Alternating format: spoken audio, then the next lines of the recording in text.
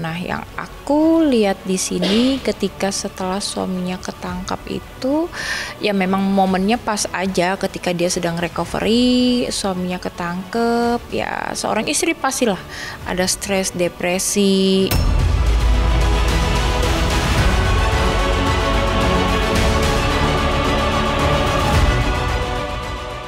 Tetap berjalan dengan biasa.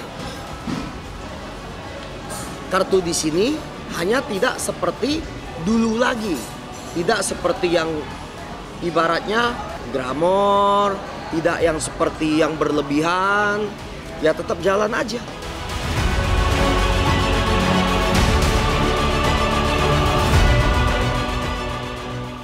Kartu ini tidak ada kartu cerai. Jadi masih aman. Tidak ada kartu perceraian. Masih aman.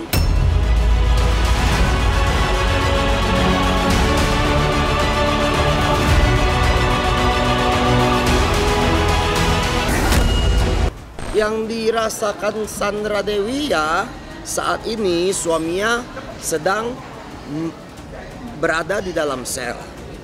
Kita baca ya, hati dia itu sangat ricu, tetapi dia tetap berusaha tegar, tidak diumumkan, dibeberkan. Agar kenapa? Masalah ini tidak terembet-rembet ataupun seperti dipendam dulu saja. Belum tahu, masih perkembangan. Pastinya seorang istri sangat khawatir ya di sini ya.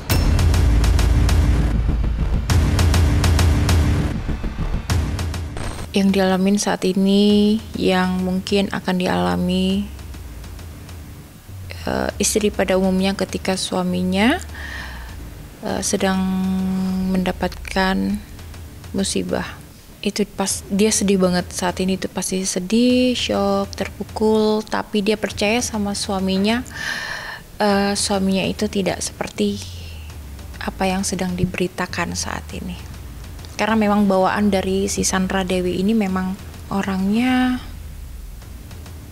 positive thinking terus sih. Jadi ada masalah apapun, dia pasti mikirnya positive thinking. Dengan upaya tegas saja tidak menutup kemungkinan orang-orang lain tetap saja ada korupsi. Harusnya kalau melihat ada orang yang kena, hukumannya cukup tinggi gitu ya. Bahkan untuk pasal 3 tadi itu ancamannya bisa seumur hidup loh, ya. Artinya kan cukup tinggi nih. Nah, jadi melihat ancaman yang seperti itu harusnya kan orang-orang lain di luar sana jera. Dia tetap melanjutkan hidup sama anak-anaknya. Jadi ya emang berat sih dia ngadepin masalah ini.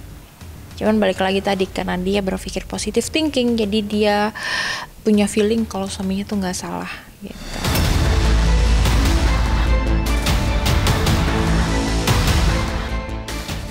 Bagaikan sudah jatuh tertimpa tangga, inilah yang kini dialami oleh artis kenamaan Sandra Dewi. Bagaimana tidak, di tengah perasaan harap-harap cemas menantikan hasil dari ketidakpastian hukum yang kini menghantui sang suami dengan hukuman berat, Sandra Dewi juga jatuh sakit. Ia beberapa waktu yang lalu sebelum nama Harvey Mois keluar dari mulut penyidik Kejaksaan Agung, Sandra Dewi baru saja menjalani operasi medis.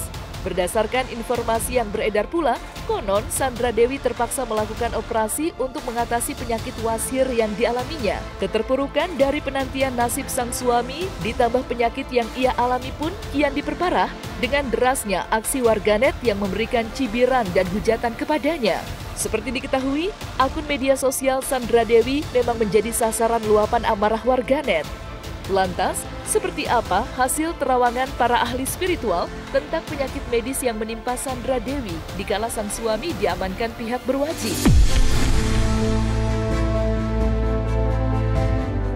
Kondisinya agak menurun nih sekarang, udah sakit, terus dengar berita seperti itu tentang suaminya, ya makin stres, jadi dia makin drop. Nah, bahayanya ketika kita stres itu pasti saraf-saraf stresnya kita tuh aktif semua, jadi semua penyakit tuh pasti timbul di saat kita stres. Makanya kalau kita stres itu sebisa mungkin kita alihkan pikiran dan melakukan aktivitas yang ke arah positif.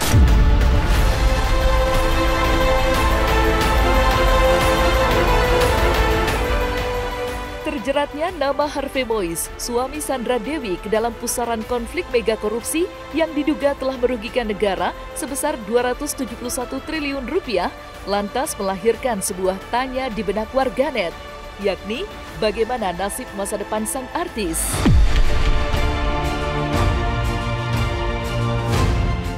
Bagaimana tidak, bila dinyatakan bersalah dalam pengadilan nanti, pihak berwajib mungkin saja membekukan seluruh aset Harvey dan Sandra dan melakukan penyitaan.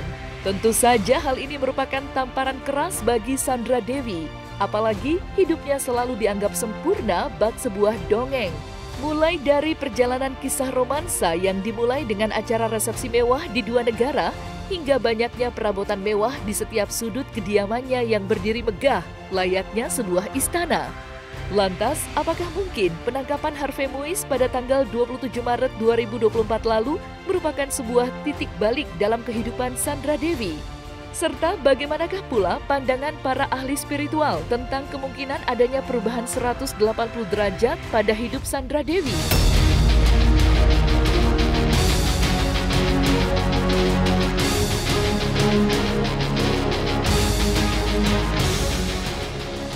Karena Sandra Dewi punya penghasilan sendiri dan usahanya juga lumayan banyak.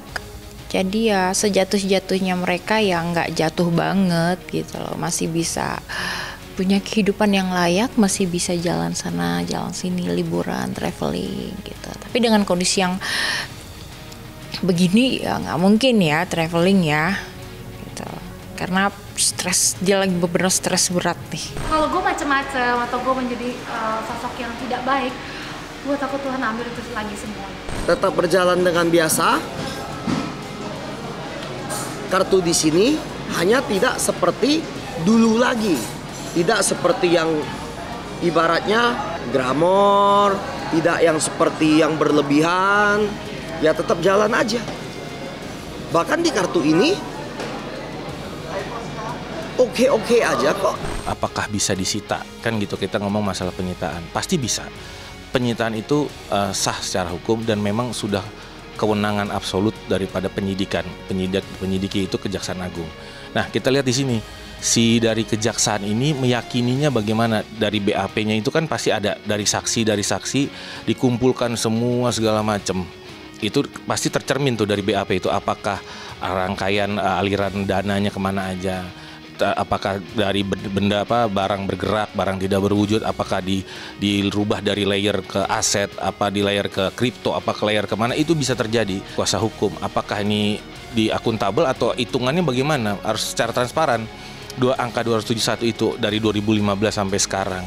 Bagaimana cara perhitungannya? Karena kita juga harus bisa membuktikan itu. Kalau nggak bisa ya ada hak-hak asasi yang harus dilindungi dari Harvey Mois ini gitu ya. Dan yang lain-lain yang kena di tersangka ini gitu. Dan lanjutannya lagi, kalau mau lakukan penyitaan jelas bisa. Selama kejaksaan meyakini aliran dana itu ada kemana-mana, aset dibelikan bisa. Dan bahkan bisa lari ke keluarga, ke perusahaan-perusahaan yang lain, itu bisa merembet kemana-mana. Aku tuh tadinya orang yang paling irit tadinya. Maksudnya nggak mau, kalau masih single tuh kayak jarang belanja. Tapi setelah punya anak, punya suami, aku nggak bisa begitu lagi. Karena ternyata kebutuhan anak itu banyak sekali. Apalagi aku mau ngasih mereka makanan yang terbaik. Misalnya tiap hari aku belanja buah, sayur. Mereka tuh banyak makan sayur 4 set 5 sempurna. Itu semua harus fresh. Terus aku pikir-pikir, belum tisunya, ya dulu popoknya, aduh mahal banget. Ternyata tuh mahal banget. Nah gimana caranya aku tetap belanja banyak, karena memang kebutuhannya banyak. Yang namanya suami, anak, dan aku sendiri. Tapi aku tetap hemat. Saya sudah asuransi pendidikan mereka, tabungan pendidikan, semua sudah semua. Pokoknya yang makanya aku bilang sama anak-anakku, orang tuanya, papa sama mami tuh kerja itu buat kalian semua untuk sekolah. Nah anakku yang masih kecil tuh masih malas sekolah loh. Yang umur 3 tahun, dia tanya kenapa dia harus sekolah? Kenapa dia harus bangun pagi untuk sekolah? Aku bilang banyak banget orang mau sekolah tapi nggak bisa sekolah, jadi kamu harus bersyukur. Tetapi anak 3 tahun ya, jadi aku masih harus setiap hari harus menjelaskan kenapa mereka harus sekolah. Yes, sampai kuliah. Jadi kita pakai tabungan untuk pendidikan dan juga asuransi untuk pendidikan mereka nantinya sudah sampai kuliah. kita kalau sebagai orang tua, saya sih maunya biayain sampai kuliah aja, selesai. Habis itu kamu mau kerja apa ya bebas, terserah gitu. Kayak saya juga saya dibiayain sampai SMA doang loh. Kuliah saya bayar semua, saya bayar sendiri gitu. Karena itu kan bikin anak jadi harus mikir, oh kalau aku mau apa, kayak aku mau kuliah, orang tua aku tadinya nggak ngizinin kuliah ke Jakarta gitu. Aku masih mikir, jadi dari SMA itu aku udah nabung dikit-dikit. Akhirnya kuliah pakai uang sendiri gitu sampai sekarang gitu.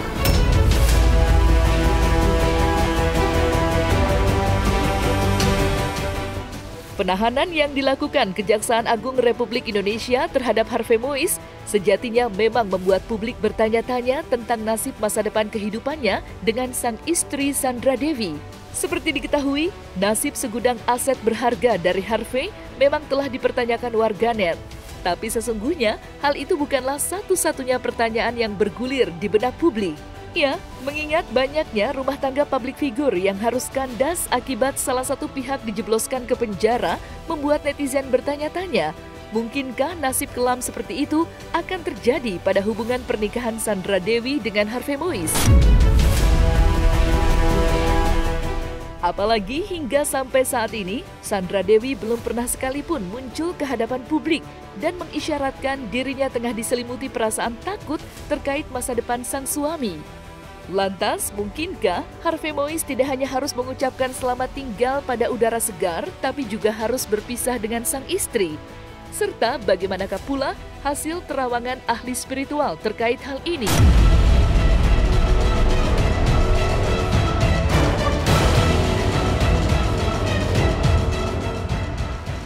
Kartu ini tidak ada kartu cerai, jadi masih aman.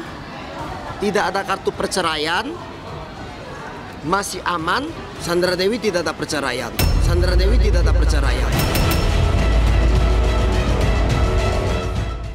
Dia bertahan, tidak ada perceraian. Di kartu suhu mengatakan. Di kartu ini mengatakan terbaca cukup setia sih. Cukup setia dan cukup ibaratnya menyepot dalam masalah yang terjadi di keluarganya. Biarpun keluarganya sedang ibaratnya goyang ya, terjadi masalah hukum ya. Nggak ada yang sempurna sih, hidup tuh nggak ada yang sempurna. Aku selalu menekankan dengan teman-temanku kayak cowok tuh nggak ada yang sempurna, hidup nggak ada yang sempurna. Tapi sebenarnya yang bikin sempurna itu adalah kita sendiri gitu. Misalnya punya pacar yang seperti ini, bisa nggak terima gitu. Kalau misalnya bisa terima, ya udah hubungan kita jadi sempurna karena kita bisa terima semua kekurangannya dia. Nggak ada yang sempurna. Kalau mau sempurna pacaran sama malaikat, iya nggak sih? Tuh, karena aku selalu suka sama laki-laki yang punya impian, laki-laki yang punya usaha sendiri ya, bukan karena dari orang tua atau apa gitu. Nggak usah anaknya siapa-siapa deh gitu ya, maksudnya anaknya siapa-siapa ya enak banget. Ya puji Tuhan dapat anak siapa-siapa, dapat apa-apa, tapi aku lebih menghargai laki-laki yang berusaha sendiri nih, pengusaha nih, yang berusaha sendiri, punya karir sendiri, yang bangun sendiri gitu. Jadi semangatnya itu loh, aku pengen dapat orang yang sama kayak aku, semangat untuk cari uang, punya impian gitu, kerja keras dan positif.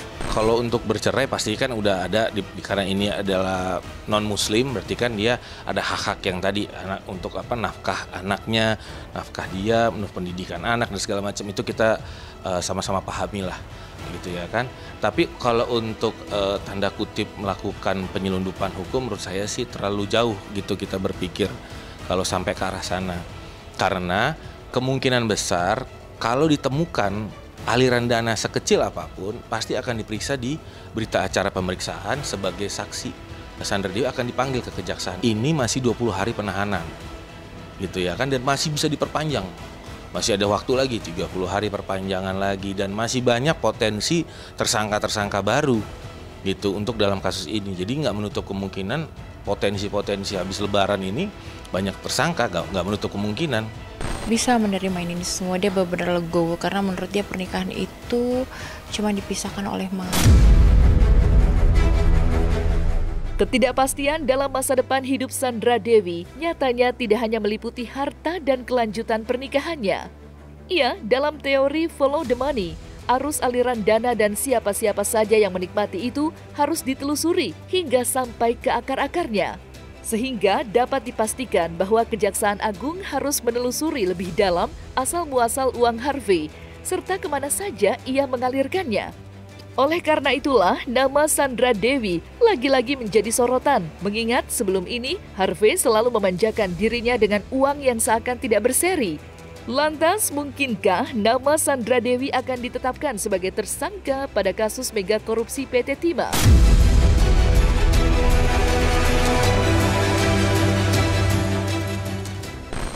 Sangat bisa. Pada saat dinyatakan seorang suami menerima aliran dana yang cukup deras, cukup banyak, aturan follow the money itu tetap berjalan untuk extraordinary crime. Kemudian sampailah ke istrinya, sampailah mungkin ke gereja, sampailah ke lembaga-lembaga amal lainnya. Apakah mereka sebagai pasif bisa disidik? Bisa, ada pasalnya gitu loh. Namun hukumannya tidak berat, kalau nggak salah sekitar 5 tahun.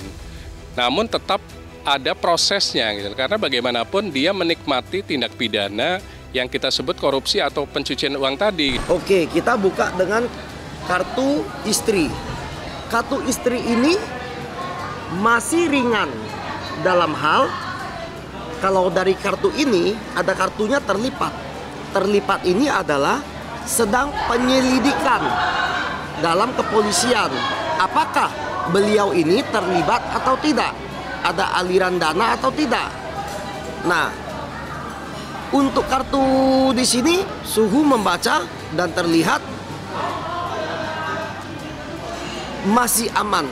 Ujungnya adalah hakim yang memutus apakah orang tersebut dihukum berapa tahun dan korporasinya dibubarkan atau enggak.